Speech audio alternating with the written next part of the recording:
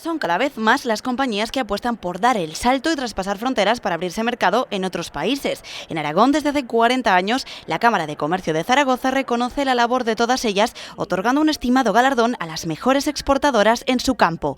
Cablescom, Funidelia y Alot han sido las galardonadas este 2019. 3 estatuillas que recaen con especial entusiasmo por tratarse de un premio que se recibe en casa.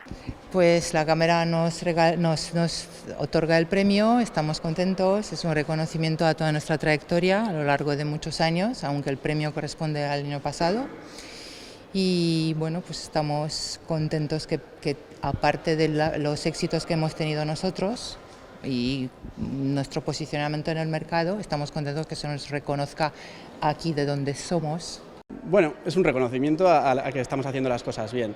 Entonces, lo que nosotros nos tenemos que centrar es en seguir trabajando igual. Creo que no nos va a abrir unas puertas diferentes por sí mismo, pero bueno, sí que nos ayuda a que la gente siga motivada y, bueno, ¿por qué no?, a ser una empresa de referencia a la que a lo mejor el talento quiere venir a trabajar. Sobre todo, muy buena intención en salir ahí fuera, muchísima paciencia, muchísimo tesón. Insistir mucho con la gente ahí fuera en Europa, porque trabajan quizá un poquito de diferente manera aquí a la forma de trabajar aquí en España, y sobre todo muchísima ilusión y ganas por conseguir hacer alguna cosita ahí fuera.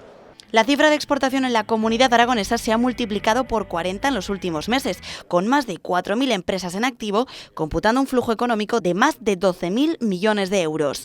Aragón se consagra así como la 7ª en el ranking nacional en exportación.